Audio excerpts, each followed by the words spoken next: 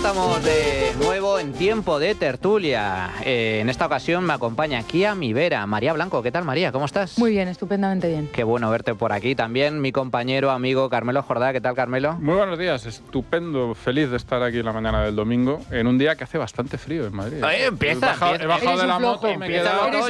Empieza el otoño.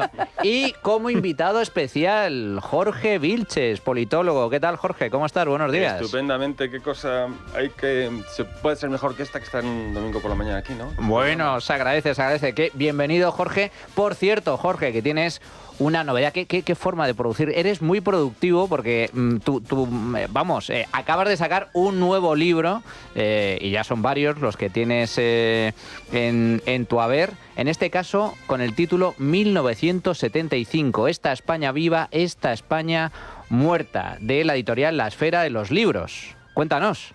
Eso es. Bueno, yo he tratado de recuperar, y la verdad es que me lo he pasado pipa, recuperar los últimos años de la España del franquismo, sobre todo desde 1969, porque nos habían vendido una España gris, aburrida, hundida, que ansiaba democracia, con una oposición batalladora, y lo que me he encontrado es un país muy orgulloso de sí mismo, muy activo, muy feliz, que se divertía un montón y que la mayoría de la gente lo que quería era una transición a la democracia tranquila, en orden, nada de comunistas, nada de revolucionarios, y una oposición bastante tolerada, sobre todo la del PSOE. Así que deshaciendo mitos, ¿cómo no me lo voy a pasar bien? ¡Qué maravilla! A mí me encanta también deshacer mitos, pues absolutamente recomendable. 1975, el nuevo libro de Jorge Vilches, que por cierto, ya dedicaremos una sección específica con Jesús Úbeda a escudriñar el contenido del libro y algunas de sus claves. Señores, un año. Se cumple un año, primer aniversario de esa tragedia, absoluta tragedia nacional que supuso pues esa gran riada de Valencia que dejó, bueno, pues en total, con el total de número de muertos, pues 237 víctimas mortales. Un año después. Y la novedad radica en que, según las informaciones que tenemos en las últimas horas y después de ese funeral de Estado que ahora comentaremos que tuvo lugar esta semana, presidido por el rey, y después de esos insultos a Carlos Mazón, pues parece que el presidente de la Generalidad tiene las horas contadas. Se está barajando su destitución, su dimisión. La decisión prácticamente ya está tomada. Desde Génova se ha dado luz verde a la salida de Mazón como presidente de la Generalidad. La única duda es quién le puede suceder y si va a haber o no adelanto electoral. ¿Cómo lo veis, Carmelo? Bueno, a mí me da la sensación, yo estoy un poco sorprendido porque después del falso funeral, que fue un espectáculo montado para que hubiese gritos contra Mazón, hay gritos contra Mazón y Mazón se traumatiza. Pero, señor, ¿en qué mundo vivía usted? Llevan un año gritándole. O sea, es que ha habido manifestaciones muy importantes en Valencia en contra de Mazón, por supuesto, orquestadas por la izquierda, igual que estaban orquestados por la izquierda los gritos del otro día. Yo no entiendo nada. Yo creo que Mazón debió dimitir... no digo que el día después, pero unas semanas después de la Dana.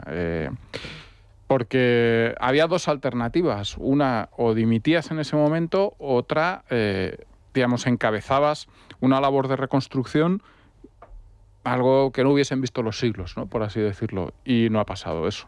No ha pasado eso. Está claro que la Generalidad lo está haciendo mucho mejor que el Estado, porque ahí están las cifras, el 60% de las ayudas entregadas por el 6%, que luego yo creo que deberíamos hablar de eso, pero yo creo que no es suficiente. Y no es suficiente, desde luego, para saldar la responsabilidad política que hay en eso. A ver, a mí me parece que llamarle asesino a Mazón es una auténtica barbaridad. Es una cosa de gente, bueno, pues que está pasando un mal momento y vamos a dejarlo ahí, no vamos a entrar más a esto. Pero tiene una responsabilidad política, igual que la tienen otros muchos, pero tiene una responsabilidad política. Dicho esto, sobre la dimisión en sí, sobre cómo se abre el caso, si ahora el PP es tan inútil como para convocar elecciones ahora... Sería locura. O sea, es de una estupidez supina. Sí. O sea, es algo que no sé... dices, todo es posible, ¿cómo puede ser que en un sitio en el que trabaja tanta gente nadie diga, oye, Chavales, pero vosotros... Un poco de sentido común. ¿Habéis pensado esto un momento? Es decir, me parece una locura. Y está claro lo que tienen que hacer. Es que está claro, es que es evidente. Tienen que colocar a alguien en la presidencia de la Generalitat, que sea una persona que levante el máximo consenso con el partido y que pueda tener cierto consenso con el partido que necesitas para tener ese gobierno. Que es Vox, en este caso. Que es Vox, y la Generalitat tiene los presupuestos aprobados, es decir, que tienes un año de tregua razonablemente tranquilo para gestionar, para mostrar una cara diferente y para después, en las elecciones de 2027, presentarte como Dios manda. ¿Quién tiene que ser esa persona? Pues es que es obvio. Es decir, es que es obvio. Es que la alcaldesa de Valencia es el nombre obvio. Total. Es decir, es una persona bastante conocida en la comunidad, obviamente. Ahora además tiene la oportunidad de serlo. Es una persona de la que yo tengo buenas referencias. La ciudad de Valencia está muy bien. O sea, tú la visitas y la verdad es que la ciudad está muy bien. Y es que hay cosas a veces que son obvias, tan evidentes, que cuando los partidos hacen lo contrario dices, bueno, a ver, ¿quién es el topo? ¿Quién está aquí para beneficiar al PSOE? Y ya está, y eso es lo que tiene que hacer. Y si hace eso, el Partido Popular tiene una muy buena oportunidad, porque, primero, dará un ejemplo de asumir responsabilidades poco tarde, pero bueno, no deja de ser algo que otros no hacen. Y segundo, porque es que encima tiene enfrente a una candidata que es desastrosa, Diana Morán, la ministra. Patética, lamentable. Creo que políticamente es la palabra que... Y a otra izquierda que es absolutamente deleznable. O sea, que es una izquierda de delincuentes. No tiene otro nombre. Y cuando digo de delincuentes, lo digo, por ejemplo, por la que era su jefa hace no mucho, que tuvo que dimitir por tapar la violación de su marido. Joder, es que... O sea, hay cosas absolutamente alucinantes. Y esa gente todavía tiene la cara de presentarse ante los votantes. Bueno, pues, hombre... A ver, por favor, hagan las cosas por una vez en su vida razonablemente bien, no es tan difícil. María y Jorge. El análisis de Carmelo es muy completo. O sea, poco se puede añadir. Me encanta lo de... O sea, no, pero yo estoy muy de acuerdo en tu diagnóstico. Una de las preguntas que nos hacemos todos es quién es el dueño de los palos, ¿no? De los palos que se ponen en las ruedas, ¿no? Porque hay alguien en el PP que tiene palos y que va poniendo... Pero a mí... la verdad es que yo bastante, con perdón, encabronada esta semana viendo cosas de un lado, del otro, de los de en medio, comentarios, etcétera. Y mi conclusión es que es un reflejo bastante bueno de lo que está pasando en la política nacional en España desde hace tiempo, probablemente. Es decir, ha habido un rato en el que han estado jugando, un rato bastante extenso, en el que con muertos encima de la mesa y un enorme dolor por parte de toda la población civil, por supuesto de que de Valencia y de Castilla-La Mancha, pero también de toda España. Y no solo eso, sino que ha trascendido a otros países. Vamos a hablar de los bomberos franceses, que llegaron antes que, en fin... Fueron los primeros en llegar. Sí, y fliparon cuando dijeron, ¿dónde están los españoles? No hay nadie. Claro, entonces, han estado un rato jugando a... No, dimite tú, no, tú primero, porque el primero que dimita se retrata como el culpable. Y nos han vendido una moto increíble, que nos hayan vendido esta moto, que es... una catástrofe de esta magnitud es responsabilidad de una sola persona. O sea, resulta que en España... por una sola persona que esté comiendo, haciendo el pino puente, durmiéndose la siesta o lo que sea, puede suceder una catástrofe como una inundación de esa envergadura. No me digas. ¿No será que hay más de un responsable? Bueno, pues ya con que Mazón dimita, se le insulta. Yo entiendo los insultos a Mazón. O sea, cuando los pasa... insultos, pero algunos no. Y hay que decirlo también. Sí. Ya lo de Rita Barberá, eso, no te justifica que tengas mucho dolor. No te justifica. A ver, yo lo que entiendo es que, pues porque somos humanos, y a mí me ha pasado, cuando te pasa algo muy terrible, con perdón, te quieres cagar en alguien. Entonces, necesitas un muñeco ahí, un punching ball. Y entiendo que la población tiene que insultar a alguien y tiene que tirar piedras a alguien. Me parece terrible que los políticos de nuestro país se aprovechen de ese dolor y se aprovechen de esa pulsión humana que debería ser reconducida. En lugar de reconducirla, lo que hacen es decirle, dale, pégale más, la vamos. Alimentan. Exactamente. La alimentan. Ya sabemos que alimentar la crispación es el signo de la casa del partido en el gobierno. Por supuesto, no van a asumir responsabilidades y, por supuesto, el Partido Popular es capaz de convocar elecciones ahora y de muchas otras cosas, sobre todo si lo ponen en manos de su community manager, que en X ayer y antes de ayer ha hecho un ridículo espantoso. Jorge. Pues la verdad es que lo que estáis contando forma parte de todo el entramado de la estrategia de una gestión de una crisis política. Es decir, esta personalización en Mazón, lo que viene a reforzar es justamente cómo se gestiona una crisis. Y eso hay que reconocer que el Partido Popular ha aprendido y porque lo ha experimentado en carnes propias. Tú citabas antes otros casos que ocurrieron en Valencia, y en estos casos lo que se hace es personalizar, es decir, para que el electorado no confunda el partido con la persona, se personaliza, se deja que recaer toda la responsabilidad, en este caso en Mazón, que realmente si hubiera cogido el teléfono antes no hubiera cambiado absolutamente nada, no hubiera cambiado nada. Totalmente. Pero en lo que es la gestión de esta crisis, se están respetando los tiempos oficiales para gestionarlo y que el partido tenga la menos repercusión posible. Es decir, que absorba a la persona de Mazón todo lo que es la tragedia, los gritos, los insultos, los ataques de la oposición, los reportajes en la prensa sanchista, las críticas por parte del electorado de la derecha, las críticas de Vox, todo en la persona, pero que no se dañe el partido. Y los tiempos son justamente los que están ocurriendo. Y es lo que vemos. Mazón asume la culpa, incluso de una forma emocional, se le ve bastante afectado, dice que va a dimitir, al mismo tiempo percibes el distanciamiento de Feijóo, lo que te va señalando que ya hay apuntado a otra persona, aflora a la prensa el nombre de esa persona, que puede ser la alcaldesa, puede ser Monpó, puede ser quien sea, y que va a darle una cara nueva al Partido Popular. Así ¿de verdad tú crees que no se ha afectado el Partido Popular? No, no tanto. ¿En este año? ¿Tú ves las encuestas? Sí, pero tú ves las encuestas, en cualquier tipo de desgracia, cualquier tipo de tragedia, ahora mismo los partidos, que lo que tienen es un patriotismo de partido, no piensan en la gente, sino en cómo... piensan en ellos mismos. Efectivamente, un resultado electoral, cuando alguien mete la pata, ese alguien es responsable, pero el partido se tiene que salvar. Lo hemos visto también en el caso del Partido Socialista. Cuando la corrupción es tan evidente que no puedes escaparte, le echas. Que es lo que ha pasado con Ábalos. Cuando hay algún tipo de resquicio, o bien lo puedes utilizar en beneficio del partido porque te victimizas, y entonces, bueno, pues hablas de bulos, de pseudomedios, de lawfare, de campañas de los ultras. No estás defendiendo a la persona, sino que estás defendiendo al partido. Entonces, en suma, yo creo que el Partido Popular ha gestionado bien desde el principio esta crisis, pensando en sí mismos, porque cuando recayó toda la crisis en aquel gobierno de Rita Barberá y en el de Camps, al final quien salió perjudicada fue la Comunidad Valenciana, y acordaos del pacto del Botánico, con aquel gobierno. Eso sí que era un circo, que al final salió perjudicada a la Comunidad Valenciana y España en general.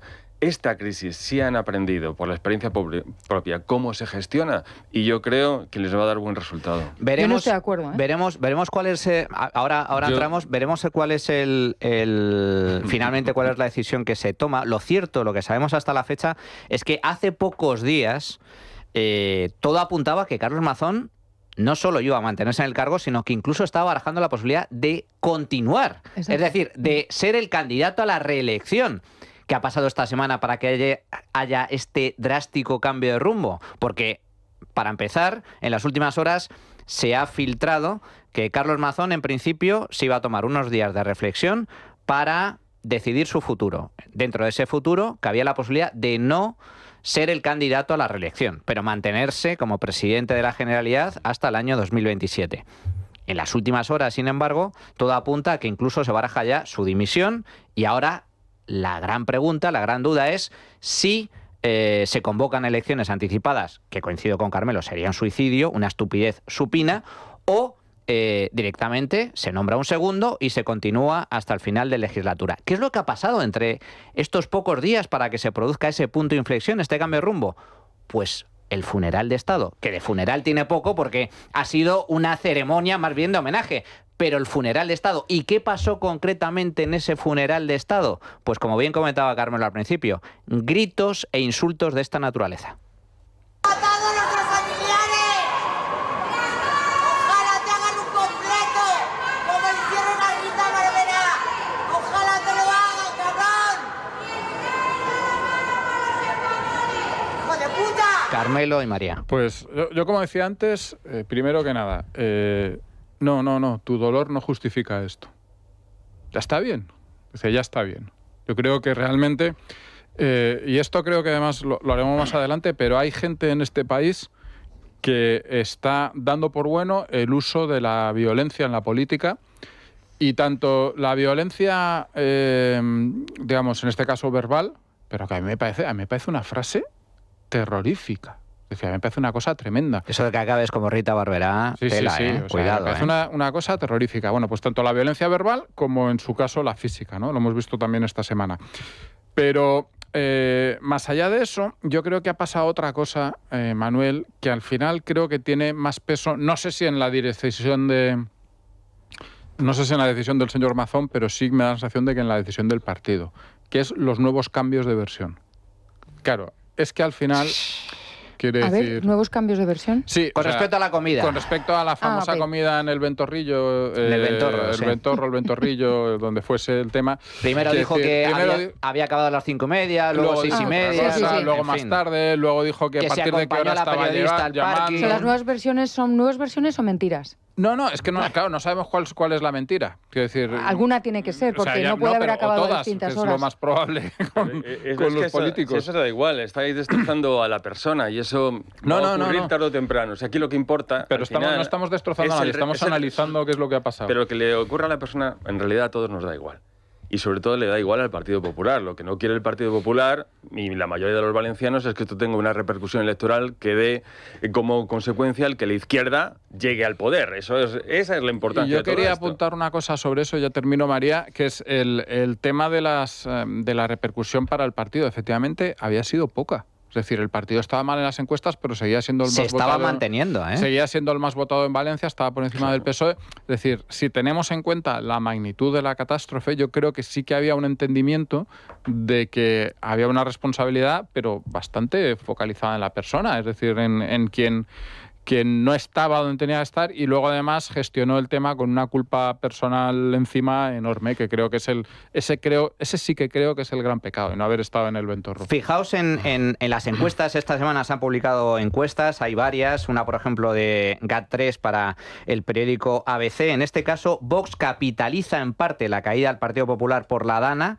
le quitaría 7 escaños a Mazón, el Partido Popular pasaría de 40 escaños logrados en el año 2023 a 33. Vox subiría de 13 a 20. Pero lo más relevante es que toda la estrategia de relato, de castigo, de ataque directo a Mazón por parte del Partido Socialista tampoco tendría gran resultado, porque en realidad el PSOE bajaría de 31 a 27, con lo cual tampoco capitalizaría ese frente. Voy a por ello. A ver, yo creo que... Por un lado, vamos a hablar del Partido Popular. Por un lado, el Partido Popular, creo que el objetivo no debería ser, pensando desde un punto de vista político, teniendo en cuenta que yo soy muy ingenua políticamente y que seguramente lo haré mal, pero yo creo que no se trata tanto de mantenerse o no perder como hace muy bien Pedro Sánchez, por desgracia, capitalizar, como dice Manuel, o ser antifrágil y que esta crisis salga para mayor honra y gloria del propio Partido Popular. A mí esto me parece asqueroso personalmente, pero creo que es como funciona la política. Entonces, creo que la manera de gestionarlo, desde mi punto de vista, podría haber sido precisamente hacer lo que tú dices, pero desde el principio. Que yo entiendo que hay que darle una honrilla, entre comillas, a Mazón, pero que desde el principio, al mes, Mazón hubiera dicho: me voy a hacer cargo de esta responsabilidad, yo voy a dimitir, pero antes quiero hacer cosas, antes quiero enmendar la plana, antes quiero tal, pero que sepáis que el día 25 de octubre del 2025 voy a dimitir. Y chimpún, hacerlo, mantener su palabra y mientras tanto partirse los cuernos haciendo cosas. Hubiera eso sido es lo que una yo creo, postura honrada y digna, y sin yo duda. creo que eso sí habría sido a favor del partido. Pero creo que lo que han hecho de, ay no, es que si decimos, es que no sé qué, y mostrar esa cobardía absoluta de, no, que dimita primero el otro, y los demás que, lo de los demás que, a mí me parece muy miserable y muy ruin. Vamos a hablar del Partido Socialista. El Partido Socialista, en cambio Vox sí creo que ha capitalizado esa tal. El Partido Socialista, yo creo que si ha perdido, no es tanto por la gestión de Valencia, que también, como por todo lo demás que tiene alrededor, que es que no tiene... no hay una escotilla. Del PSOE en Valencia, por lo que hizo el partido en Valencia. Exactamente, o sea, tienen ya un histórico de mal funcionamiento, encima tienen una cantidad de corrupción enorme y una gestión terrible. Jorge. Claro, el PP contra quien juega es contra el Partido Socialista. La estrategia del Partido Socialista desde el Prestige y el 11M es capitalizar cualquier tipo de tragedia contra la oposición. Es decir, le importa un pepino Total. las víctimas, las consecuencias hasta y todo el lo punto que de que está dispuesto a magnificarlas. Entonces, de hecho, fue muy claro cuando sucedió la tragedia en Valencia, la falta de reacción del gobierno, que no utilizó el Estado pues, para ayudar a los españoles, un escándalo, y que saliera Pedro Sánchez diciendo si necesitan ayuda que la pidan. Por favor, espérate, Jorge, es que tenemos el corte, vayamos a escucharlo de nuevo. Y es que el gobierno central está listo para ayudar. Si necesita más recursos, que los pida. No hace falta priorizar unos municipios sobre otros ni jerarquizar tareas. Se prioriza cuando faltan medios y ese no es el caso, no tiene que pasar. Por tanto, la Comunitat Valenciana requiere más efectivos, maquinaria, financiación o asesoramiento técnico. Lo que tiene que hacer es pedirlo y se lo suministraremos, como estamos haciendo, inmediatamente. Esta frase le perseguirá toda la vida. Abandonó como perros a los valencianos. Esa es la realidad, es que los abandonó. Claro, entonces, si tu enemigo, porque esto no es adversario, es ya un enemigo, si tu enemigo utiliza las tragedias, tienes que aprender, y el Partido Popular le han dado muchos coscorrones con la gestión de las tragedias, como digo, desde el Prestige hasta 11M. Acordaos, una persona bastante conocida que decía, no, tenemos que hundir otro Prestige, ¿no? Sí. O tenemos que aumentar la tensión. ¿Cómo ha aprendido? ¿Cómo se nota que ha aprendido el Partido Popular con la gestión de las tragedias? Oye, que tenemos aquí en Madrid, en la Comunidad de Madrid, tenemos a Ayuso. Resulta que en la Comunidad de Madrid se sabe exactamente el número de víctimas por el COVID-19. Oye, ¿qué intenta la oposición? Capitalizar todo eso, aumentar el dolor, lo que es la política de las emociones, para que justamente pues que Ayuso se deteriore o que dimita o que se vaya. La alternativa es Óscar López, lo digo bajito porque estamos cerca de Halloween y da miedo Óscar López. ¿Qué tendríamos en la Comunidad de Madrid? Normalmente da más risa que otra cosa. Tendríamos un gobierno sometido a la Moncloa, sometido a los caprichos de Sánchez. El PP ha aprendido esto. Y en la gestión de la tragedia de Valencia y de Mazón, oye, pues que Mazón carga con la culpa, pero los tiempos los marcamos nosotros, no la oposición. ¿Qué hizo la oposición? En el primer momento, oye, pues lo que ella quiere. Las víctimas le importa un pepino, porque si no hubiera mandado a la UME, a los bomberos y a quien sea. Al ejército. Lo que le importa son las urnas. ¿Y por qué? ¿Y qué hizo? No pidió recursos, lo que pidió fue la dimisión de Mazón. Pues ¿qué hay que hacer? Justamente lo contrario de lo que te pide tu enemigo. Aguantar, gestionar la crisis como puedes, que absorba Mazón todo el dolor, oye, pues lo sentimos. Es la responsabilidad política. Pero Jorge, es que y no lo ha luego absorbido. establecer Es que no lo ha absorbido. un candidato o candidata que sea una nueva esperanza, una nueva ilusión y que aleje ese fantasma de un gobierno de izquierdas. Pero es que lo que decía Manu antes es verdad. Es decir, Mazón hasta hace una semana, 15 días, parecía que iba a ser el candidato que iba a repetir, que tal, no sé qué. Él quería repetir. O sea, es que me parece alucinante que quisiera repetir. Es que es teatro. No es teatro. O sea, el mensaje que se lanza a la población es no vamos a abandonar. Bueno, o sea, no quiero recordar la famosa frase, no voy a dimitir. No voy a dimitir. Bueno, ¿no? esa está ahí de no voy a dimitir. Se mantuvo, bueno, pues es se que mantuvo. yo creo que tendría que haber dicho, pues sí, mira, voy a dimitir, pero primero voy a hacer cosas. Claro. ¿No? Pero bueno, es mi opinión particular. Y luego habría que hablar, lo ha apuntado María, del ascenso de Vox. Claro. Eso hay que apuntarlo porque es muy interesante. Sí. No solamente en la Comunidad Valenciana, sino en el resto de comunidades autónomas. Salvo en Madrid por la peculiaridad de Ayuso, pero en Extremadura lo estamos viendo como al final Guardiola va a necesitar una vez más a Vox para gobernar. Totalmente. Bueno, vamos a permitirme que abordemos el tema de la Dana con otro enfoque, porque se ha publicado en una plataforma digital, en Amazon concretamente, un documental con ocasión de este primer aniversario de la Dana que lleva por título Riadas, auténticamente recomendable, donde se reflejan pues muchos de los testimonios de los afectados, de las víctimas, pero también de policías que explican pues lo que pasó esos días, que se encontraron con que querían ayudar, pero no les dejaron. Para tratar esta cuestión contamos con José Luis Rancaño, que es productor y director de cine, el encargado de producir precisamente este documental que lleva por título Riadas. ¿Qué tal, José Luis? Buenos días, ¿cómo estás? ¿Qué tal, Manuel? Buenos días. Encantado de estar contigo en tu programa. Que por cierto te digo que su nombre me encanta, esto de En la trinchera. Yo también estoy contigo en la trinchera. Oye, enhorabuena por ese documental, absolutamente recomendable, está barriendo en Amazon.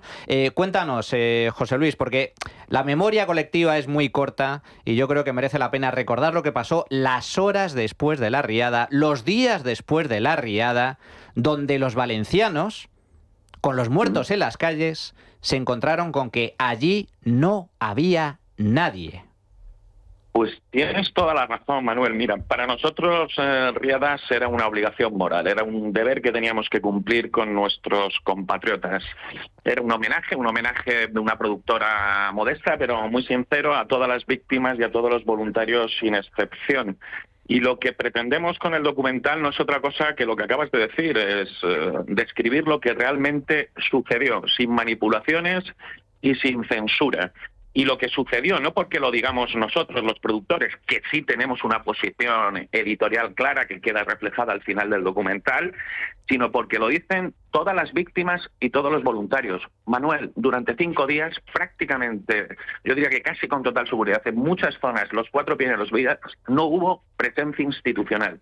Cuando digo que no hubo presencia institucional, digo que no había policías, no había servicios de emergencia, no había bomberos, no había guardias civiles y, por supuesto, tampoco hizo presencia el ejército. Pero es que tampoco estaban las autoridades o las corporaciones locales, ni las autoridades de la Generalitat y del Estado, ni te cuento. No apareció. Esa es la realidad. ¿Sabes, Manuel, quién estaba desde el primer día? ¿Quién? Los delincuentes robando. Totalmente. Esos sí estaban. Y nos lo han contado sin excepción todas las víctimas. Por cierto, quiero resaltar que víctimas de diferentes ideologías. Todas, sin excepción, nos contaron que desde la primera noche empezaron a desvalijar propiedades locales, incluso a los propios muertos. Esto es terrible, José Luis, porque a la tragedia humana, es decir, pierdes vecinos, familiares, amigos por la riada, 237 víctimas en total. En Valencia más de 200, que es donde se concentró la tragedia. Pero es que ese mismo día, por la noche, a las pocas horas, llegaron delincuentes de toda España a robar, a asaltar comercios, propiedades, a llevárselo todo sin policía, sin guardia civil, sin policía local, a oscuras. Eso fue, José Luis, para que nos hagamos una idea a todos aquellos que hayan visto la película, La Purga. Sí, fue muy parecido a La Purga. De hecho, nosotros entrevistamos a 2 señoras mayores, a 2 ancianas que están atemorizadas en su casa, encerradas, sin comida, sin bebida, y por fortuna quien les socorre es un ex policía, Ricardo, uno de los voluntarios que colabora en nuestro documental. Pero ese tipo de escenas se repitieron durante esos días en todas las los pueblos afectados. Manuel, gobernantes mezquinos, indecentes y miserables. 24 horas, cuando todavía había cadáveres en el agua, en el Congreso de los Diputados estaban repartiéndose el poder de Radiotelevisión Española. Entre ellos muchos diputados valencianos que no sé cómo tienen la vergüenza de volver a pisar su tierra. Para terminar, José Luis, una de las lecciones que nos deja la Dana, la gran riada de Valencia, para mí, el lado positivo. Ese lema, solo el pueblo salva al pueblo. Frente a la inacción, la incompetencia, la inmoralidad de los políticos, de todos, de unos partidos y de otros, el pueblo se arremangó y fueron voluntarios de toda España, también policías, también militares, también bomberos, fuera de servicio, a ayudar. Sin duda, es la única conclusión positiva que podemos sacar de la tragedia. La mayoría de nuestros compatriotas, por cierto, muchos de ellos muy jóvenes, lo cual es una muy buena noticia, acudieron a socorrer a sus compatriotas porque no lo estaban haciendo las autoridades. El grito de "solo al pueblo salva al pueblo" fue un grito muy poderoso. De hecho, desde entonces intentan combatir, ahora dicen que es un grito populista. No, Manuel, era el grito de una nación, ciudadanos libres iguales contra un Estado tóxico, contra un Estado que les había abandonado.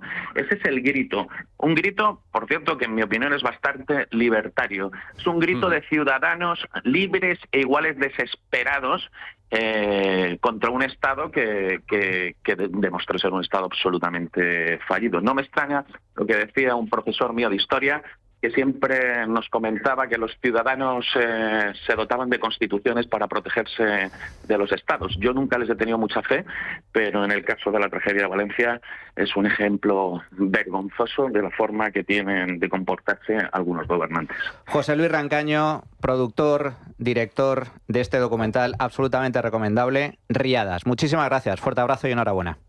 Muchas gracias a ti, Manuel, y mucha suerte con tu programa. Jorge, un pequeño comentario. Bueno, yo le felicito por el reportaje y sí que me gustaría ver otro sobre cómo el ecologismo fanático mata y empobrece. Mata y empobrece, porque ahora mismo los extremeños, si se les permitiera someterse a un referéndum, si quieren cerrar la central nuclear, ¿qué dirían? Que no.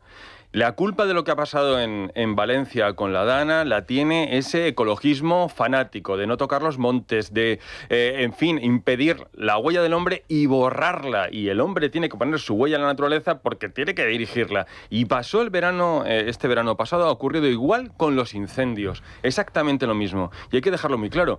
Este ecologismo por encima del sentido humano, del sentido humanitario, de la protección de la comunidad, es el que nos mata y nos empobrece. Pues vamos a hacer una pequeña pausa y regresamos con un tema que también es muy preocupante. Violencia en las calles. Se está paleando, esta semana se ha producido una paliza a un periodista, en este caso el Español. La Kale Borroka ha regresado a nuestras calles, en este caso a Pamplona. ¿Y sabéis quién apoya a semejante basura? La izquierda española.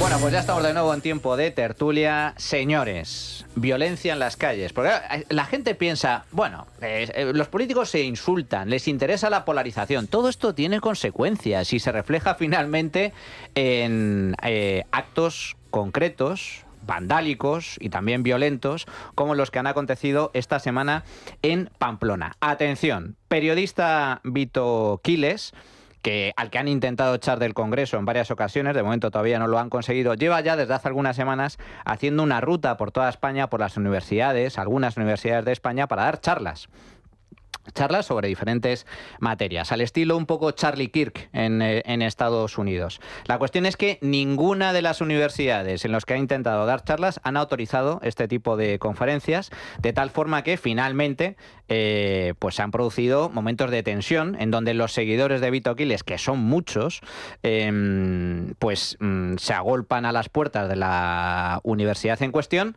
y enfrente están los radicales de izquierdas intentando boicotear, amenazar, amedrentar e incluso agredir a estos seguidores de Vito Quiles o al propio Vito Quiles. Nuevo episodio esta semana en la Universidad de Navarra. Exactamente lo mismo. Vito Quiles intenta llevar a cabo un acto, una conferencia. La Universidad de Navarra lo impide, no la autoriza.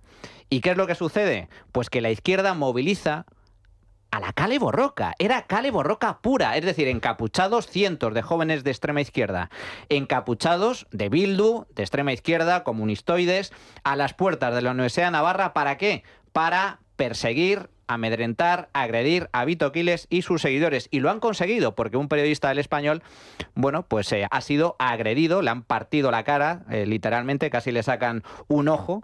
Pero lo más terrible de esto, más allá de la violencia en las calles, ha sido la justificación, las explicaciones a nivel político. Por ejemplo, ¿qué ha dicho el Partido Socialista de Navarra? Lo siguiente, atención. El Partido Socialista condena de manera rotunda los hechos que tuvimos que vivir ayer en Pamplona. La violencia y el odio nunca son el camino. Y de hecho, ayer lo vimos claro. Este no es el camino que quiere Navarra en pro de la convivencia. Lo dijimos. No queríamos que Vito Quiles viniera a esta comunidad y que viniera a generar precisamente lo que ayer se generó y lo seguimos manteniendo. Vale, el PSOE condena la violencia, pero, y esta es la clave, dice, no queremos que venga Vito Quiles. Es decir, esto es como culpar a Vito Quiles de la violencia que se ha producido en las Pero calles. sin el cómo. No, sin el cómo. Lo ha culpado a Vito Quiles, tal cual.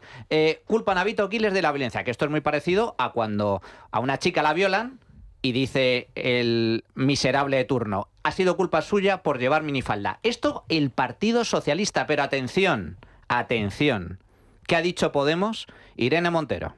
Yo creo que el movimiento Antifa, que por cierto está lleno de gente joven, está ocupándose de la principal tarea ciudadana de nuestro tiempo, que es hacer que las universidades y las calles sean espacios seguros, libres de fascismo. Ese es el mejor legado de nuestras madres, de nuestros abuelos. La democracia se construye desde el antifascismo.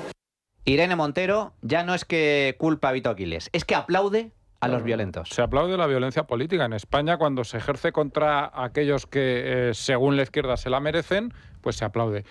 Lo vimos hace ya muchos años y solo unos pocos le prestamos atención cuando se agredió muy violentamente al presidente del gobierno, que era entonces Mariano Rajoy. En pocos sitios se le ha criticado más a Mariano Rajoy que en esta casa, y Mariano Rajoy, yo digo que me parece, su presidencia fue nefasta, pero así, nefasta. Pero en aquel momento condenamos aquello porque era absolutamente impresentable. Es decir, la violencia no puede ejercerse, la violencia política. Un par de cosas respecto a lo de esta semana. Primero, si el fascismo es Vito Quiles, pues anda jodido el fascismo, vamos a decirlo claro. O sea, a ver, yo tengo una opinión bastante mala de Vito Quiles, tanto como periodista como digamos, agitador de las masas, tal. Que me perdone Vito, pero a mí no me gusta nada. Yo creo que no es una persona, colores, no es una persona que esté al nivel. Pero tiene derecho. Hombre. Tiene derecho a ir a donde sea, a decir lo que le salga de las narices. Sí, eso. Es decir, tiene derecho. Hay libertad de expresión. La libertad de expresión es para todos. La libertad de expresión no es para los que nos gustan. La libertad de expresión es para todos. Y más todavía para los que no nos gustan. A mí Vito Quiles me parece un horror, insisto, como periodista y como discurso y tal. Pero está en todo su derecho de estar en el Congreso y está en todo su derecho de estar en la universidad que quiera dando charlas. Igual que va todo el mundo. Pero digamos, ¿pero qué es esto? Es decir, ¿pero qué es esto? Que las universidades se arrogan el derecho de decir, no, mira, tú no, porque es que no nos gusta lo que vas a decir. ¿Pero eso es una universidad o qué es eso?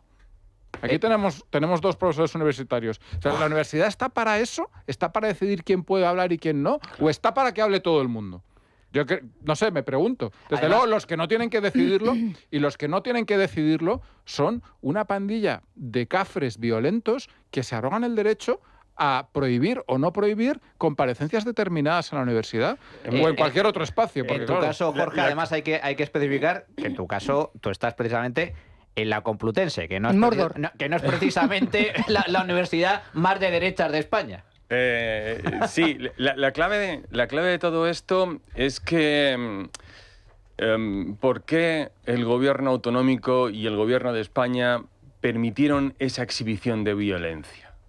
Porque esto forma parte de una red internacional comunista vinculada con los abertzales, este nacional bolchevismo, que están perfectamente todos fichados, saben cuándo se mueven, cómo se financian, cómo se articulan. Si los veis, van todos de negro con mochila, porque, en fin, son las estrategias que son las estrategias que siguen en este tipo de lucha callejera. Se conocen el nombre de sus dirigentes, se conoce todo. La pregunta es, ¿por qué? Eso es lo importante del caso.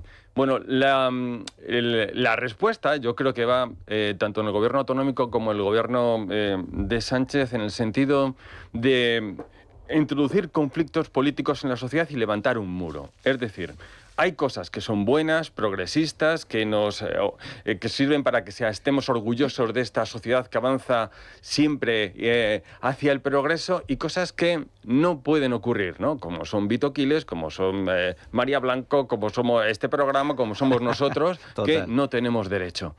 Y ahí entra el concepto, decía Carmelo, de ¿qué es fascista? Pues para esta gente, incluido este gobierno, incluido Irene Montero, que a mí me causa mucha risa esta señora, es todo aquello que no sea de una izquierda que tienda a la revolución, que aplauda pues a Lenin, a Stalin, a Mao Zedong, a Fidel Castro, al Che, a toda esta gentuza de izquierdas, a Maduro, a Chávez, todo lo que no aplauda ensordecidamente lo que es la izquierda revolucionaria y transformadora, como diría la simple de Irene Montero, se convierte en algo fascista. O sea, tú hablas de la familia tradicional, hablas del matrimonio, hablas de abrir una empresa, de tener dado de alta un piso turístico y eres absolutamente un fascista. Si dices, voy a irme este fin de semana a hacer turismo, no sé, en Venecia, eres un fascista porque estás turistificando una ciudad que debería estar preservada. A menos que te vayas con las amiguis. Con las a Nueva York. A Nueva York. De Pandi a Menorca, que no se ve que no tiene... Claro, donde tenemos que centrarnos es no en las declaraciones de Irene Montero, que tiene que saber Irene Montero que para los encapuchados del otro día ella también es una fascista,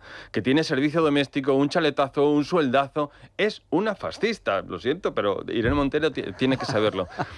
Lo importante de todo esto es cómo intentan manejar el panorama político para llevarnos a un sitio o a otro, es decir, polarizarnos, dividirnos, ¿no? Los que estamos a favor, Vito Cliles no es más que una marioneta, un instrumento, es una excusa, a mí me da igual lo que diga, yo quiero un país libre, cada uno puede decir la tontería que se le ocurra. Lo que me molesta es un país que retóricamente se dirige como una guerra civil, hay un enfrentamiento, es un ellos o un nosotros, lo cual justifica y da pie a Sánchez y al sanchismo, a estar abrazado a gentuza, como es la gentuza de Bildu y los que están detrás de todo esto. María. Es que, a ver, hay que entender que la fachosfera, a la que pertenecemos claramente, es como un club privado donde tienes que entrar por nominación personal. Es decir, pues no sé, imagínate, un suponer.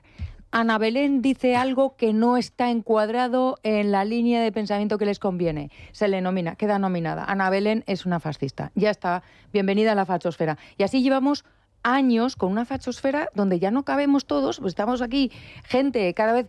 Porque no es una categoría que depende de tu pensamiento o de tu opinión. Depende de las ganas que me den a mí de etiquetarte como una cosa o como otra. Porque efectivamente Irene Montero es de lo más facha que hay, mucho más que yo, por ejemplo, que no tengo ni servicio doméstico, ni chaletazo, ni cosas de esas, y no me voy con las amiguis a Nueva York porque no puedo, ¿no? Soy una trabajadora por cuenta ajena, etcétera, etcétera, ¿no? Entonces, es que no depende de lo que pienses, depende de lo que a mí me dé la gana hacer contigo en función de las marcas. ¿Has traspasado esta marca? Yo voy a decidir si eres o no. ¿Por qué? Porque esto es como cuando Marx, en el manifiesto comunista, junto con Engels, decían que el Estado tenía derecho a expropiar las propiedades de los sediciosos. En el momento en que te dijeran, tú eres un sedicioso, claro, lo tuyo para mí. En el momento en que tú eres fascista, todo está justificado. Y este auge de la violencia para mí es un signo. Están diciendo, mira lo que va a pasar. Cuidado. Cuidado por dónde vamos. Somos capaces de esto y demás. Y sale reforzado, exacto. ¿Quién sale reforzado? Sánchez. ¿Por qué? Como dice muy bien Jorge, porque yo soy la paz. Yo les tengo aquí en una especie de abrevadero a todos estos locos. Polarizar beneficia a Sánchez. De hecho, Sánchez es el que anunció que iba a levantar un muro. Bueno, esta es la consecuencia, levantar muros, de llamar fascistas a todos aquellos que no piensan como tú. Pero atención, hemos escuchado a Irene Montero. Irene Montero lo ha dicho de forma muy clara. Está a favor de la violencia en las calles por medio de los llamados antifascistas, que son comunistas, socialistas. Hay que empezar a cambiar los términos. Esto de antifascistas. Son rojos, socialistas de la peor calaña, porque justifican y ejercen la violencia. Pero es que no ha sido la única. Atención, Laura Arroya, de Canal Red, el canal de Pablo Iglesias. ¿Qué ha dicho? Pues fijaos en lo que ha dicho en el programa de Cintora. En Navarra nos han dado una excelente lección de antifascismo. ¿Quieres que te diga? Yo creo que está muy bien que el antifascismo sea acción y no discurso. Y lo que hemos visto en Navarra es un ejemplo de cómo se le detienen los pies a los fascistas y a los racistas que quieren ir no solo a las universidades, también a nuestras calles, a nuestros barrios. En las redes sociales nos acosan. Aquí habemos 2 personas que hemos sufrido acoso de estos reaccionarios, Sara y yo. Y sabemos muy bien que a esta gente se le tiene que detener y se le detiene con acciones, no con discursos. Yo me siento mucho más representada. Bueno, Laura Arroya... aplaudiendo que se apalice en las calles a un periodista y a todos aquellos que no piensen como ellos. Por cierto, Laura... Agrediendo no solamente a los fascistas, sino también a la ortografía. También, porque eso es justo lo que iba a decir. Laura, no se dice habemos, ¿eh? No se dice habemos. ¿Qué fascista eres? Eso tú eres muy comunista, pero también eres analfabeta, es evidente. Vamos con otro corte de Laura Arroya, insisto, en el programa de Cintora, Radio Televisión Española. Eso se llama autodefensa, perdóname, se llama autodefensa. Y creo que tenemos derecho, las personas que somos víctimas de estos reaccionarios, a defendernos. Eso no es violencia, es responder a su violencia. Y me parece muy bien que en Navarra se haga. ¿Por qué no?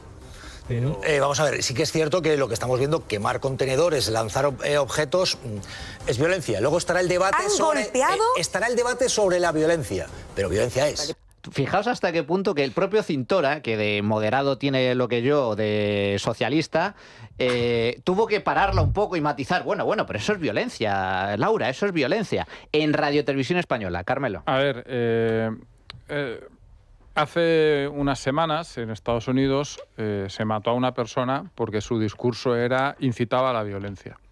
Es decir, entonces aquí estamos siempre justificando las agresiones físicas por una supuesta incitación a la violencia de unos discursos que, aparte de eso, aunque lo hiciesen, sería discutible, pero que no incitan a la violencia. O sea, Vito Quiles, insisto, te puede gustar más o menos, pero Vito Quiles no va por ahí diciendo, oye, vamos a salir a cazar rojos, como dijo en su día cierto personaje que entonces llevaba coleta y ahora vive en Galapagar. Entonces, aquí hay un discurso de la violencia y un discurso que dice reaccionar a la supuesta violencia.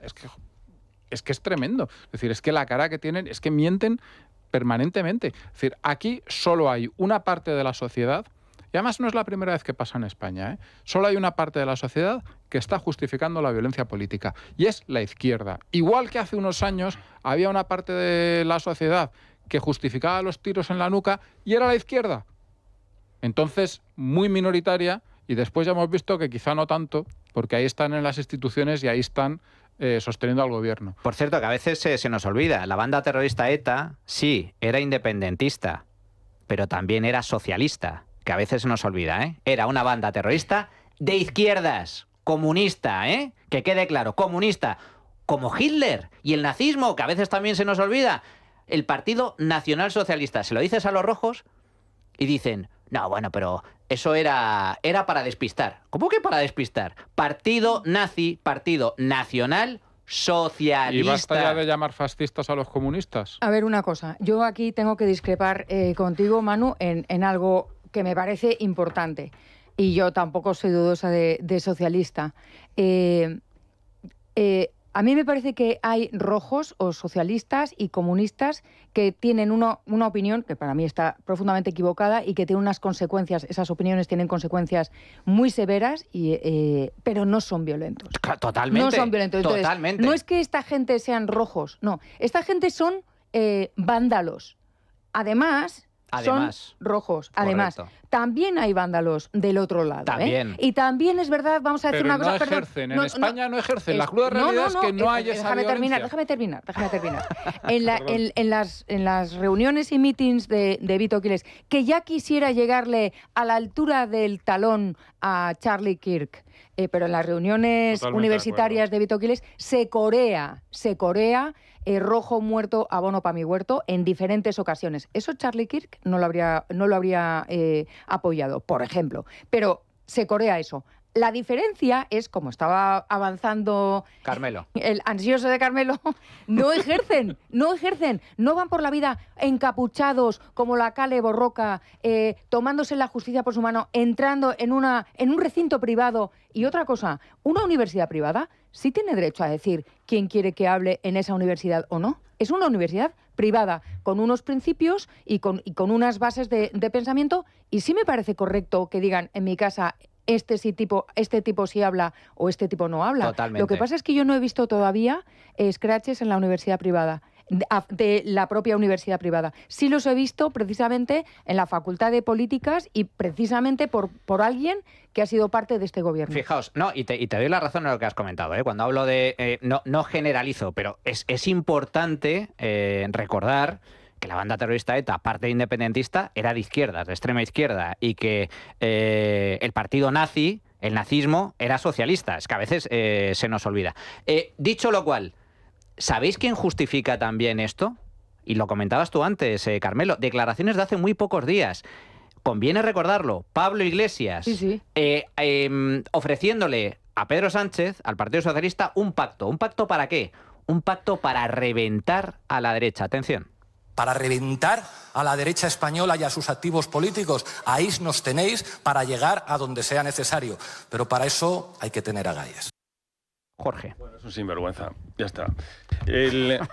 Lo que habéis dicho, fíjate, de la autodefensa, vergonzosamente en Televisión Española, que es una televisión del Estado, o así debería serlo, no del gobierno, es que ellos están cambiando el eje de la violencia, porque como nosotros sabemos, el único que tiene el uso legítimo de la violencia en un Estado es el propio Estado, punto, con las fuerzas del orden. Sí, Lo que ellos desean es justamente que esa violencia la pueda ejercer también como si fuera un vigilante moral y político, también estos grupos extremistas, los cuales no están legitimados absolutamente por nada. Eso lo hizo Maduro, O sea... Sí, y lo que sueñan es que surjan grupos a la extrema derecha que peleen en las calles, con lo cual... Lo están deseando. Con lo cual, claro, se está brutalizando la política y legitima cualquier tipo de acción. Incluso, por ejemplo, ya llegados a este extremo, si tú tienes un discurso en el que hay buenos y malos que son identificados con la derecha. Si tú legitimas un uso de violencia fuera de los cauceles formales, es decir, con estos grupos de la extrema izquierda, oye, ¿por qué no dejar fuera de la ley a determinados partidos políticos? Exacto.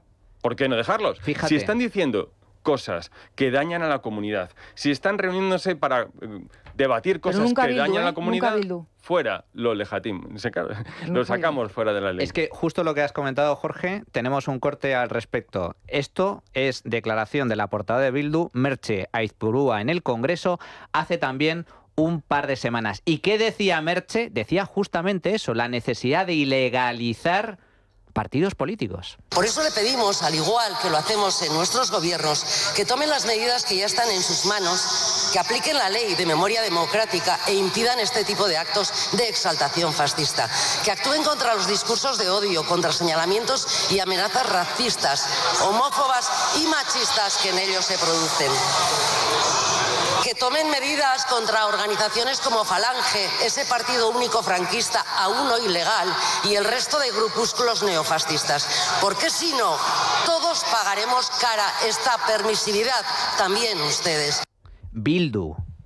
Qué obsceno. Bildu llamando a la ilegalización, no solo de fundaciones como la Fundación Franco, que ya ha anunciado Pedro Sánchez que la va a ilegalizar, también Falange y resto de grupúsculos que ella denomina fascistas. Es decir, esta gente lo que quiere es ilegalizar los partidos de la oposición, a todos aquellos que no piensen como ellos. Y lo dice Bildu, Carmelo. Sí, el partido que debía de estar ilegalizado porque ha estado... Es alucinante. Porque ha estado detrás de las pistolas. Porque es que esta tía está condenada. Condenada. Exactamente. O sea, no es una cosa opinable, es que está condenada. Obsceno por eso. Esta tipeja está condenada y ahí la tenemos...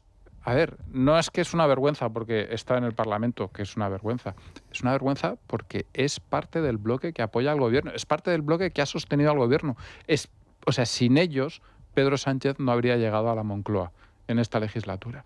Ese es el nivel de ignominia en el que está no Pedro Sánchez, sino el PSOE. Es decir, esto yo creo que si este país alguna vez recupera un poco la brújula moral, que está claro que ha perdido como sociedad, se le echará en cara toda la vida. Bueno, pues vamos a hacer una pequeña pausa y vamos a regresar con otros temas, porque estamos hablando de violencia, pero ¿por qué no vamos a hablar de hipocresía? De hipocresía profunda por parte de esta misma izquierda que quiere expropiar pisos, pero son multipropietarios, que cargan contra la educación privada, pero llevan a sus hijos ¿a dónde? A la universidad privada de élite de 15.000 pavos al año. Hombre. De eso y de, por ejemplo, la regulación del uso de una palabra, la palabra cáncer. Es terrible lo que está pasando en este país. Una pequeña pausa y regresamos. Bueno, pues ya estamos de vuelta en tiempo de tertulia. Señores, noticia de esta semana. ¿Qué cosa tiene la izquierda, verdad? Es una cosa pavorosa porque, a ver, a mí me gusta la coherencia. Entonces, yo soy liberal, soy capitalista, defiendo el ahorro, el trabajo, el ganar dinero, la empresa, el libre mercado, no sé, un mínimo de coherencia, ¿no? La democracia representativa liberal, no sé, lógico. Pero es que estamos rodeados de socialistas que dicen, esto de las empresas, de que ganen dinero, etcétera, muy mal, pero luego tengo acciones. Eso de que seas multipropietario, que te dediques a alquilar pisos, muy mal, pero vivo en un chaletazo y tengo pisos y los alquilo. Eso de la educación privada, hay que acabar con la educación privada, eso es para las élites. ¿Pero a dónde llevas a tus hijos? A la educación privada. ¿Quién? Pedro Sánchez, el presidente del gobierno, resulta que ha matriculado a su hija en una universidad privada de élite. Concretamente se llama ESIC University, una de las más elitistas y exclusivas de Madrid, una universidad de pago católica situada en Pozuelo de Alarcón, cuya matrícula cuesta, atención, cerca de 14.000 euros al año. Pedro Sánchez, el mismo Pedro Sánchez que hace pocas semanas le declaró la guerra a las universidades privadas, Jorge. Hombre, lo bueno es que en este caso la formación de uno de la familia de Sánchez no va a ser gracias a la prostitución de las saunas gays, ¿no? Eso se agradece. Hombre, es una escuela de élite, pero efectivamente es la incoherencia en la que vive la izquierda. Lo hemos visto también no solo en la clase política, ¿no?, sino en esta clase artístico-cultural que tenemos, que de vez en cuando salen manifestaciones y hace manifiestos contra la sanidad privada y a continuación trasciende alguna foto suya saliendo de una de las clínicas más caras de Madrid o de Nueva York o de donde sea. Cierto. Reservando incluso una planta entera de un hospital para dar a luz. ¿Ah? Es decir, la incoherencia y la izquierda yo creo que ya son sinónimos. Eso es un dato para la Academia Española de la Lengua que debe ponerlo. El hecho es que, claro, el problema que tiene la izquierda es que lo que predica es malo. Es malo para aquel que lo acepte. Es decir, a día de hoy, si te limitas a que tus hijos vayan, por ejemplo, a la educación pública, están perdiendo oportunidades respecto a otras posibilidades que hay, que son mejores, que tienen mejor salida. Entonces, el señor Pedro Sánchez quiere que los demás nos limitemos a aquello que nos perjudica a nosotros o que perjudica a nuestros hijos, pero ellos no entienden que no tienen por qué aplicárselo. Es decir, y tenemos ejemplos múltiples. En el ámbito de la educación, la familia de Galapagar de la que hayamos hablado, que después de decir... O sea, es que llegaron, para que os hagáis una idea de hasta dónde llega la hipocresía, llegaron a filtrar que uno de los motivos... No, que el principal motivo por el que se iban a vivir a Galapagar era porque había un colegio público que les gustaba mucho. Lo cual ya empiezas un poco a decir, oye, pues eso de lo público para todos y tal ya no me acaba de cuadrar igual, pero bueno, puede ser un pase. Y luego ahora lo que han hecho es llevarles a un colegio privado con un ideario muy parecido al suyo, lo cual me parece muy respetable, cada uno tiene el ideario que quiere en su colegio, pero que es, digamos, exactamente no sé cómo decirlo, el sumum de lo que es la educación privada y de lo que defendemos aquellos que defendemos la educación privada. Es decir, oye, ten tu colegio para tener tu ideario. Es que fíjate... Es fantástico, o sea, lo han hecho de cajón. Pablo Iglesias y Irene Montero, hace pocas semanas también, noticia en prensa, eligen un colegio privado para sus hijos. Pablo Iglesias e Irene Montero. Colegio privado, en este caso en Las Rozas, una de las zonas más caras de Madrid. Cuesta 500 euros al mes por alumno. Como tienen varios hijos, 15.000 euros al año para la familia Iglesias Montero. Y el colegio en cuestión es un colegio privado, insisto, pero de pijiprogre, como lo llamo yo. Es un ecocentro con placas solares y menú vegano que ofrece, entre otras cosas, tofu en adobo y nocilla, y nocilla casera. Nocilla casera. Y que se rige por econormas y ecodelegados. Celebra el aquelarre feministoide del 8M. En fin, un colegio para ricos, pero de izquierdas. Y una cosa, perdón, y acabo enseguida... Si no nos referimos a la educación tal, o sea, aquellos, por ejemplo, que están persiguiendo a los que tienen mucha vivienda, tienen ejemplos en su propio ámbito que te dicen, sí, soy de izquierdas, pero tengo 19 pisos en Madrid. Como en Gran Wyoming, por ejemplo. Es decir, entonces, a ver... Y dirigen documentales sobre el tema. O sea. Exacto. Hay que tener, yo creo que, sobre todo, si eres una persona que está, digamos, en un ámbito en el que o bien das la doctrina o bien estás en política... Tienes que ser coherente, como lo decías tú. No puedes decir A y que luego toda tu vida sea B. Pablo Iglesias decía, y te doy paso, María, decía lo siguiente sobre la educación privada. Atención. A los niños que vienen de familias con menos recursos no les admiten en los coles privados, porque papá y mamá que quieren llevar al niño al colegio privado súper especial no quieren que haya niños gitanos, ni quieren que haya niños que son hijos de migrantes marroquíes, ni de migrantes ecuatorianos, ni de gente de clase obrera en general. Por eso llevan a los niños al privado, porque no quieren que se mezclen con los niños de clase obrera. Entonces no hay libertad. El problema es que lo que algunos quieren es una educación para ricos que se lo pueden permitir, donde el porcentaje de niños rubitos a los que sus padres van a poder mandar a aprender inglés a Irlanda los veranos es el 100% de los alumnos, y encima quieren que la clase trabajadora que paga impuestos les pague ir a esos colegios. Ricos como tú, Pablo Iglesias. Hipócrita, cínico, Jorge. Pero claro, hablemos de... porque perdona, pero Pablo Iglesias ahora mismo no tiene poder. Puede tener una tele y salir y que salgan sus indocumentadas dirige un partido, atentando... pero un partido que tiene muy poco y que está a punto de quedarse en el limbo. Pero a mí me interesa mucho más la gente que está en el poder. O sea, la gente que gobierna. Y es que la vicepresidenta del Gobierno de España, Yolanda Díaz, militante del Partido Comunista, vive en una casa de 500 metros cuadrados que estamos pagando todos y viste como si fuera en cualquier momento fotografiada por un reportero de Lola de los 70. Es decir, va siempre estrenando modelitos súper caros. No solamente ella, sino su niña. Su hija. Pero hablemos más, claro. Es que Enrique de Santiago, que es, digamos, el alma mater de este grupo político que tanto influye en el sanchismo, vive, para cualquiera que sea de Madrid, en un ático en Chamberí de 2 millones de euros.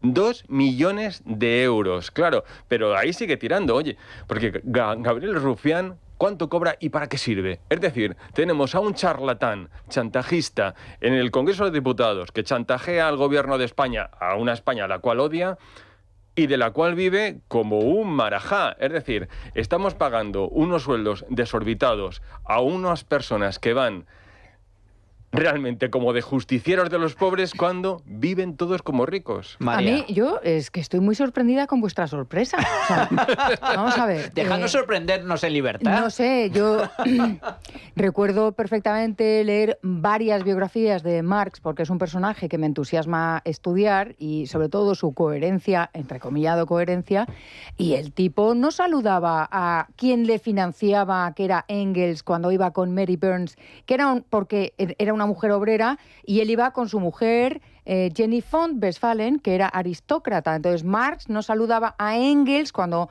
iba con Mary Burns para que su mujer aristócrata no se sintiera mal.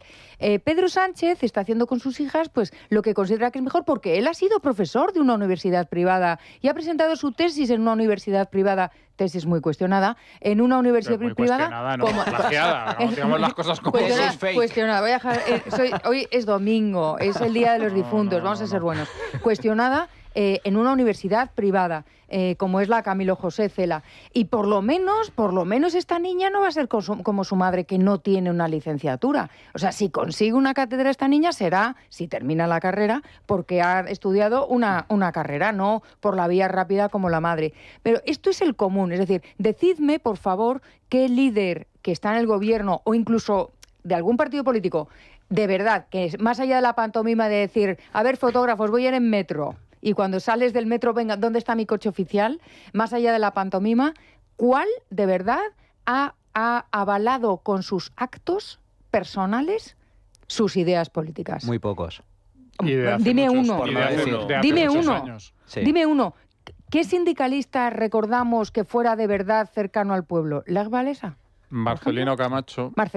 O Nicolás Redondo en su día, pero pues sí, eso, sí, hace ya años. muchos años. Muchos años. Repasa, ¿cómo vive y dónde vive, por ejemplo, José Bono?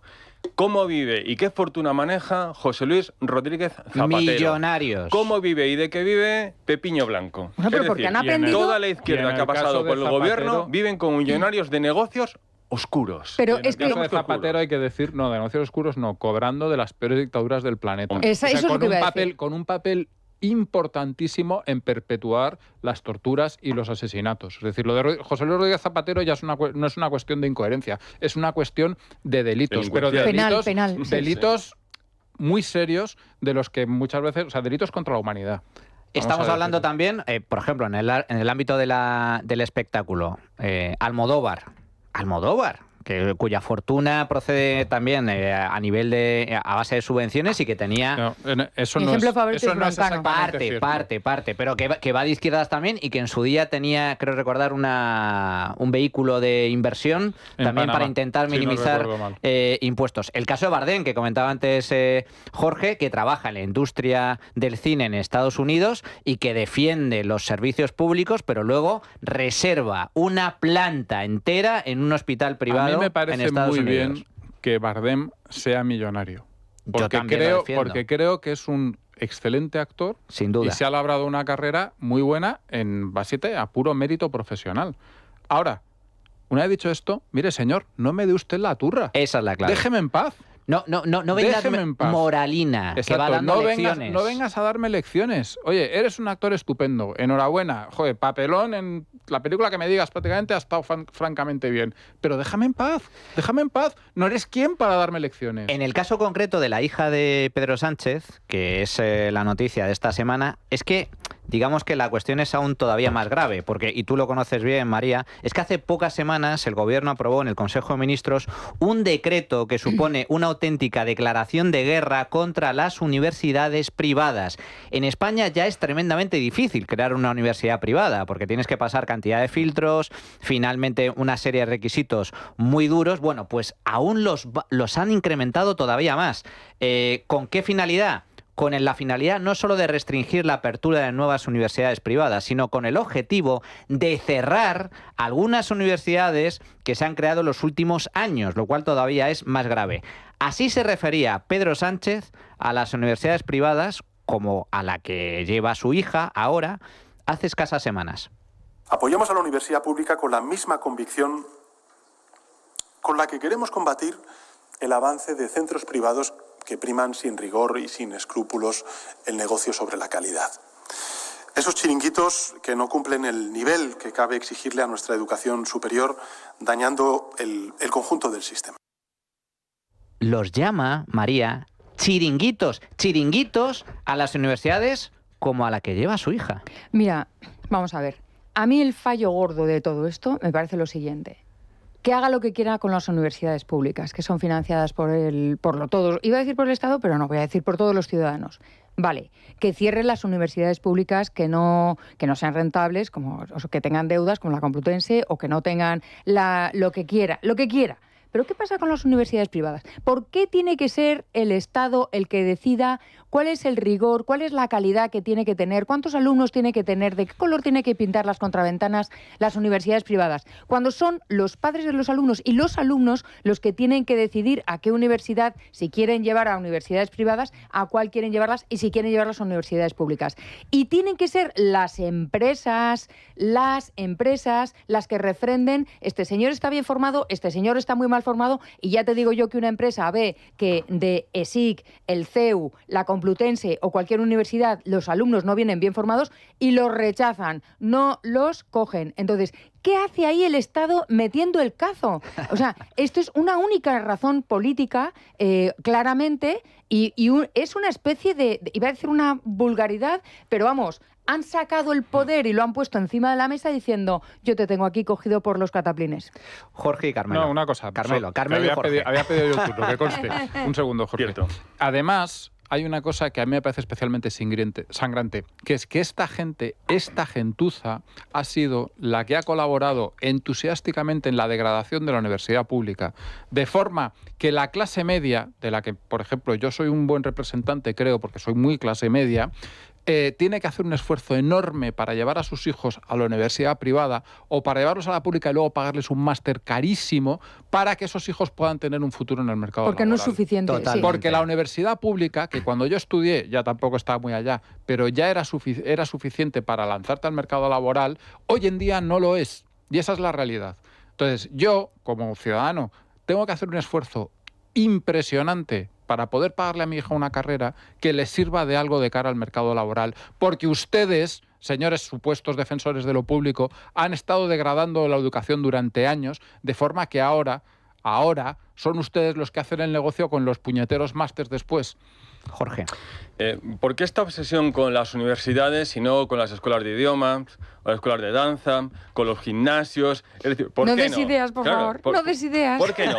Claro, esa obsesión con la universidad es porque la universidad tiene que ser para la izquierda una fábrica, un motor de la reproducción de la élite administrativa, política y cultural. Es decir, por el bombo político que consigue la universidad, no solamente en este país, sino en cualquier democracia. Y en el momento en que a ellos se les escapa una esfera social, una esfera de poder, les saltan todos estos resortes retóricos y financieros. Como muy bien señalabas, claro, ellos lo que pretenden no solamente es ahogar, sino conducir la universidad. La universidad sirve precisamente para eso, donde nos encontramos, que lo peor de todo no es que se busquen o que importe el fomentar los estudios, la investigación, la excelencia en la universidad, sino que lo que importa en la universidad pública es la igualación, el resultado, las emociones, es decir, que la gente se inicie en un grado o en un máster y acabe satisfecha.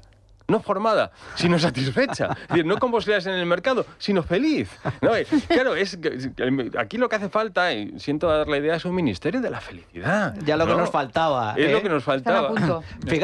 Fijaos, puestos a probar estupideces y memeces como esto que estás comentando, Jorge, el Ministerio de la Felicidad, que yo en la España actual no lo descarto, no descarto en ningún caso que aprueben semejante claro, es que hay algo más importante que ser feliz. Claro. Bueno, esto yo creo que ya se le ocurrió en su día. Hugo Chávez aprobó el Ministerio de la Felicidad y entre otras estupideces varias, ¿no? Pero es que aquí también pasa. Es que esta semana, en el Congreso, se ha aprobado, atención, una proposición no de ley por la cual se pretende regular el uso del lenguaje, el uso de una palabra, de la palabra cáncer. Así lo defendía el Grupo Socialista en el Parlamento. Es urgente abandonar la utilización de la palabra cáncer como metáfora o sinónimo de insulto o descalificación. Es evidente que las personas que tenemos responsabilidades institucionales nos convertimos en espejos de comportamientos y actitudes. En ningún caso es ético utilizar la enfermedad, ya sea el cáncer u otra, para insultar o desprestigiar al adversario. Yo, corregidme si me equivoco, conozco pocos casos de esta naturaleza por la cual en una democracia moderna, asentada, sólida, una democracia digna de tal nombre, se regule el uso de una palabra, como en este caso la palabra cáncer, para poder utilizarla de forma metafórica. Lo que pretende esta proposición es que no se pueda utilizar la palabra cáncer en contextos negativos, peyorativos o figurados. No se podrá decir, por tanto, que fulano es un cáncer para la democracia. Esto es lo que han regulado o lo que pretenden regular, porque se ha aprobado como proposición no de ley. Veremos finalmente qué hace el gobierno al respecto. Y atención, y te doy la palabra, María, se ha aprobado esta estupidez, esta memez, esta barbaridad, se ha aprobado por 307 votos a favor. Es decir, que ha votado el PSOE, sí, y Podemos, y Sumar, y también el Partido Popular. El único partido que ha rechazado esta estupidez soberana ha sido Vox, María. Ya creo que todo el mundo sabe que yo soy una enferma post-oncológica, con lo cual siento, o sea, yo creo que todo el mundo tiene derecho a opinar sobre esto, pero puesto que he padecido un cáncer y de momento estoy en libertad condicional hasta mayo, y luego en mayo más o menos, claro que duele oír es que esta casta es un cáncer para la democracia. Pero precisamente personas como yo que lo hemos padecido, y seguramente todos los enfermos de cáncer, saben lo que significa y hasta qué punto es una realidad. Y solamente voy a decir una cosa. Me voy a permitir leer el tuit de don Arturo Pérez Reverte, que son sus palabras que hago mías, ¿no? Por una vez, sin que sirva de precedente, y me disculpo de antemano por ello, permítanme ser grosero, en este caso grosera. Me va a regular el uso de las palabras su puta madre. No puedo estar más de acuerdo. Jorge. Es que se podría aplicar lo mismo con el calificativo de animal. Es decir, claro, es peor lo de animal. Claro, calificas a cualquiera de estos, vaya animalada o vaya animal, y te vayan a llamar la atención por utilizar algo que está protegido, como son los animales, para calificar a uno de estos. Por favor, no le faltemos el respeto al ministro Óscar Puente. ¿Ves? Así acabamos mal. Así acabamos. Violencia política. Claro, y es que es lo que decía María, al final... Orwell y su neolengua de 1984 se ha quedado como un cuento ingenuo. Total. Se ha quedado como un cuento ingenuo, pero tampoco nos podemos olvidar que ellos sacan estos temas para distraer. Es decir, distraer el debate público hacia otras cosas. El famoso muñeco. Sí, muñeco, sí, como hicieron con el aborto hace 15 días y no funcionó, porque todos sabemos que no se puede incluir el aborto entre los derechos fundamentales de la Constitución, porque necesitas 3/5 partes del Congreso de Diputados y luego someterlo al referéndum. Y si hay algo que Sánchez no quiere ver es a un juez y una urna. Son las dos cosas que no quiere ver en su vida, ¿no? Y porque además hacerlo sería inconstitucional, pero eso ya es otro... Han hecho cosas inconstitucionales y lo sabemos todos y no les ha pasado nada. Eso es verdad. Y las ha aprobado el Tribunal Constitucional. Encima. ¿Qué opinas, Carmelo, sobre la regulación del uso de la palabra cáncer? Que ya puestos a regular, les doy una idea a sus señorías, que se dedican a perder el tiempo en estas barbaridades y barrabasadas absurdas. Bueno, pues por esa regla 3, que se preparen los siguientes en salir: virus, herida, forúnculo. Es decir, puestos a regular el uso de metáforas... Parásito. Parásito, anda que no hay. Animal. Es que la maniobra contra la Academia Española que hemos visto hace muy poco va en este sentido, y es manejar la lengua aquí y al otro lado del Atlántico, que es en Hispanoamérica. Pero eso, Jorge, es Orwell, 1984, es tal cual, totalitarismo. A mí, el programa a largo plazo, que es lo que se ha visto en la academia, me parece escalofriante. Realmente estamos ante un gobierno que tiene todos los tics del totalitarismo y que no es más totalitario, bueno, pues porque el entorno no se lo permite, ni más ni menos. Es decir, pero ellos, si pudiesen ser 100% totalitarios, lo serían. Y aparte de eso, el plan general me parece eso. El tema concreto de la palabra cáncer me parece soberanamente estúpido. Me parece una estupidez, me parece una imbecilidad, es que no tiene otro nombre. Y yo, que habitualmente y con muchas cosas soy muy crítico con Vox, porque creo que están haciendo muchas cosas mal, tengo que felicitarlos porque en esto han mantenido una posición digna que el PP no ha sabido mantener. Porque, oiga, es que hay cosas que hay que saber enfrentar y hay que saber salir y explicar. Y no pasa nada. La gente, cuando le explicas las cosas, tiende a entenderlas, si las explicas bien. Mira lo que ha pasado, por ejemplo, en Argentina, donde explicando las cosas a la gente, oye, que estamos en el suelo, se necesita hacer un cambio de rumbo, etcétera. Oye, pues se han ganado elecciones. En Madrid, haciendo políticas liberales, durante más de 20 años se han conseguido mayorías absolutas. Se pueden explicar y la gente las puede entender, y tienes que tener la cierta gallardía política de salir y enfrentarte a las estupideces y decir, oiga, mire, esto es una estupidez. Y esto es peor que una estupidez, es un paso totalitario. Y no pasa nada. Luego hay otra cosa que me parece muy interesante. Si empiezan por aquí, van a terminar regulando el mal gusto. O el buen gusto. Es decir, al final, al final dices, no tanto los colores como, oye, tú dices en un entorno inadecuado una palabra inadecuada o utilizas la palabra cáncer de manera que a mí me resulta agresiva y no tengo, yo tengo capacidad para decirte, oye, me ha parecido un poquito fuera de tono esa palabra, y no pasa nada. Claro. Y no pasa nada. Si yo utilizo el lenguaje con mal gusto o soy demasiado despreciativa, ya cada uno sabrá lo que tiene que hacer. Entonces, o no te dirijo más la palabra, o no te contesto, o si te contesto, o te pido explicaciones, lo que sea. Pero ¿por qué la libertad? De televisión, o cambio de televisión, periódico. Exactamente. ¿Por qué la libertad individual, la capacidad de cada uno para decidir cómo reaccionar frente a lo que le sucede, está siendo castrada por este gobierno? Adultos. No, es que no nos comportamos tampoco como adultos, porque siguen ganando, siguen alcanzando consensos de gobierno. Bueno, y la prueba de ello, María, es justo lo que estáis comentando, que esto, que es visto por nosotros como una absoluta estupidez, hay gente que le parece bien, y como un atropello, hay mucha gente que le parece bien, y no solo eso. a nivel político. 307 votos a favor. Bueno, sí, 307 votos a favor. Parece bien ir a besarle los pies a Puigdemont, a Waterloo, con uno no va a parecer bien, ¿no? Pero claro, al final es...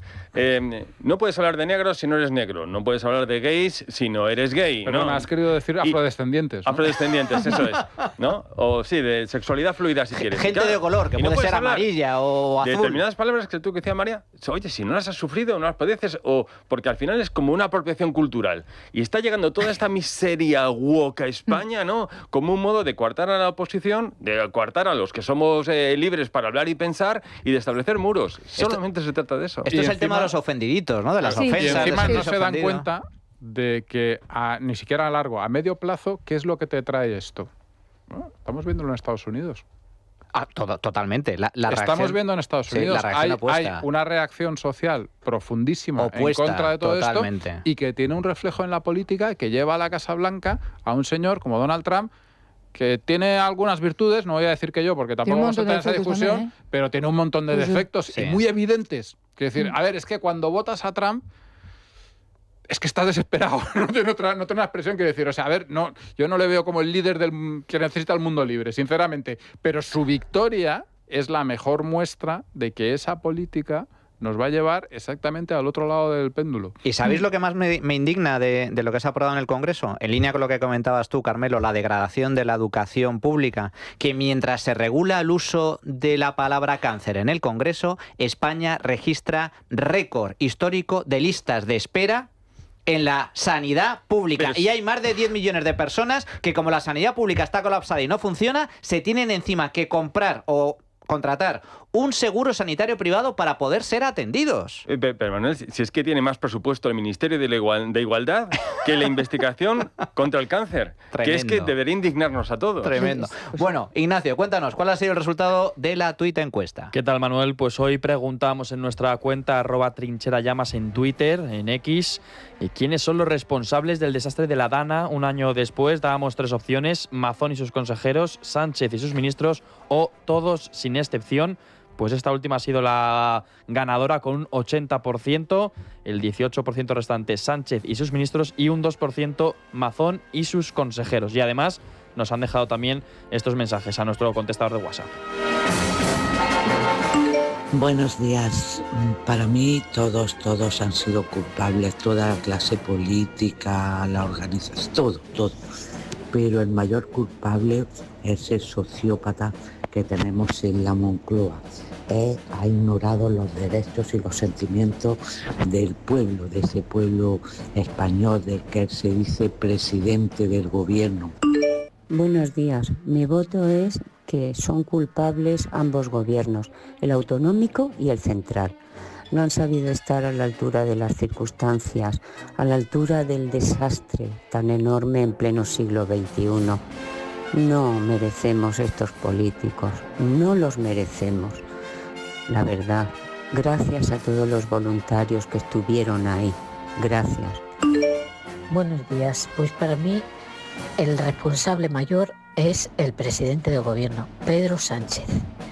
La ministra de Transición Ecológica es Teresa Rivera, que han impuesto su ideología y han dejado morir a estas personas. Que lo de Mazón, su responsabilidad es limitada, es por estupidez, por no saber ni qué hacer y encima no preocuparse aunque no pudiera hacer nada. La verdadera responsabilidad está en el Partido Socialista, empezando por Zapatero y sus zapateros y continuando con Sánchez y la tal Rivera. Bueno, pues muchísimas gracias a todos nuestros oyentes que han dado su opinión en el teléfono de WhatsApp. María Blanco, 1000 gracias. Quiero hablar en favor de las personas que escriben con la izquierda y que están hasta las narices, muy que bien. Les llamen zurdos políticamente. Oh, es verdad. Jorge Vilches, 1000 gracias. Y recuerdo, una vez más, 1975, tu último libro, publicado por La Esfera de los Libros, y que haremos una entrevista en profundidad para abordarlo. 1000 gracias, Jorge. A ti. Carmelo Jordá. Muchas gracias por tener un domingo más aquí. Y déjame dar un mensajito. Esta semana hemos publicado en El Placer de Viajar, nuestro podcast viajero, un podcast muy especial porque hablamos hoy mucho de una desgracia que pasó hace un año, y este verano pasó también una desgracia en España con los incendios, y hemos hablado con la gente, con los hosteleros, con los hoteleros que están en esas zonas. Nos han contado historias bastante alucinantes, nos han contado cómo están ahora, y nos han contado, sobre todo y lo más importante, que vale la pena seguir viajando a esos sitios, que hay muchas cosas que ver y muchas cosas que disfrutar. Y yo creo que está realmente interesante, Pues así que animo a la gente a escucharlo. Queda dicho, el podcast de viajes de Carmelo Jordá, imprescindible. A todos ustedes, nosotros continuamos ahora. Vamos a la sección de A Contracorriente con Sandra León para hablar de una violación grupal, aberrante, absolutamente terrible. La manada de Pamplona. La trinchera de Llamas, con Manuel Llamas.